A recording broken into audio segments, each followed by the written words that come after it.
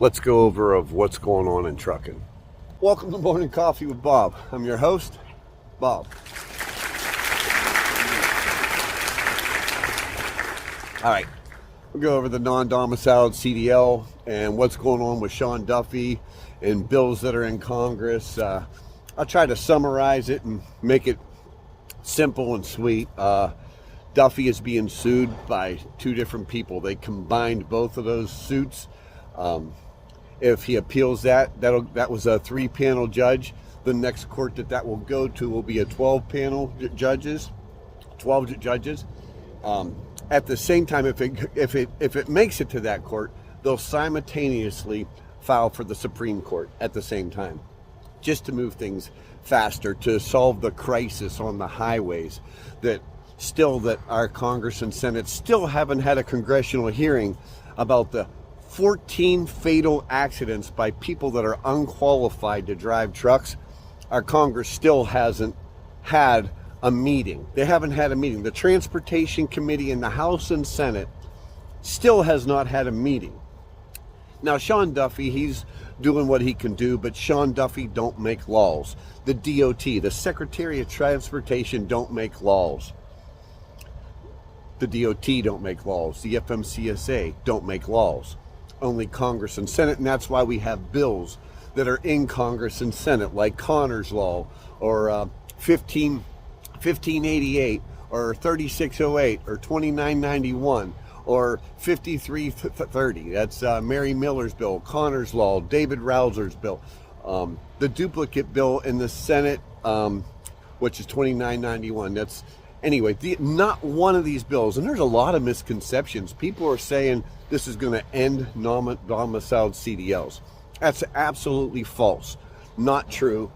Not one of those 4 bills, well, 2 are a duplicate, not one of those 3 bills get rid of non-domiciled CDLs. Not one of them.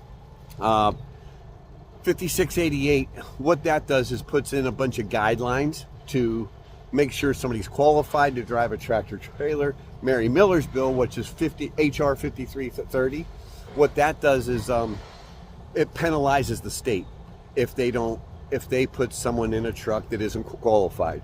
Connor's Law, which is 3608 or 2991, depending on in the House or Senate, those are the companion bills, which just means the same bill at the same time, going through the House and Senate at the same time.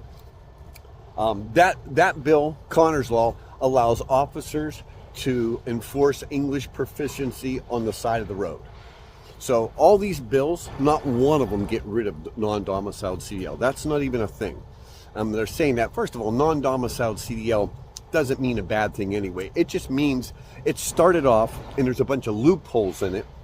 Non-domiciled CDLs, if you live in Ohio and you go to Cedar Rapids, Iowa, to a truck driving school, once you pass the truck driving school, they allow you to take the test in Iowa, and they give you a temporary non-domiciled CDL for a very short time till you can get back to Ohio and get your permanent CDL. That's what this started off as. And then it got bastardized. People took advantage of it. They started using it for labor dumping and bringing people in that aren't qualified to drive a commercial vehicle. So actually getting rid of non-domiciled CDL isn't really fixing anything, but having these qualifications is the best we can hope for. But here's the funny thing. So here's a little civics lesson. The reason why you keep hearing people talk about the chairman of the Congress in the Transportation Committee, or the chairman in the Senate of the Transportation Committee, Sam Graves and Ted Cruz are the chairman. All those 3 bills or 4 bills that are in Congress and Senate right now, unless the chairman says they're going to talk about it, they don't get to talk about it. That's the job of the chairman in Congress and Senate. The chairman has to bring it to the floor for a discussion. And if they don't bring it to the floor for a discussion, it doesn't get discussed. They haven't even had a meeting. So, and here's why. Because the Transportation Committee, congressmen and senators laugh at the trucking industry. They laugh at you. They laugh at me. They laugh at every truck driver out here. Here's why. We complain, we're raw this and raw that and blah, blah, blah. We're not registered to vote. Our framers set this country up to fix this problem. Instead of having a bunch of cockamamie ideas about we're going to do this, we're going to do that. The people that started this country knew about money, and they knew the ATA was going to give these people so much money, and they knew that the freight brokers were going to donate to campaigns copious amounts of money. But our framers left us a way out. All we have to do is register to vote.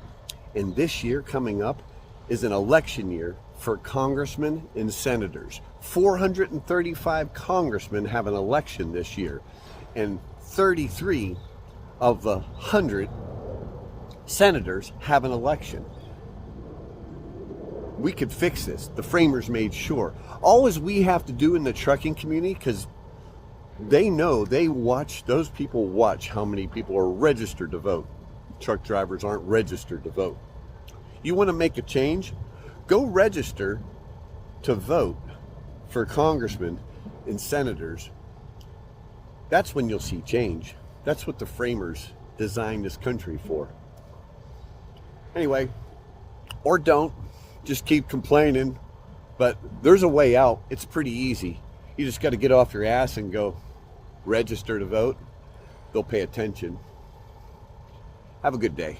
Enjoy your coffee.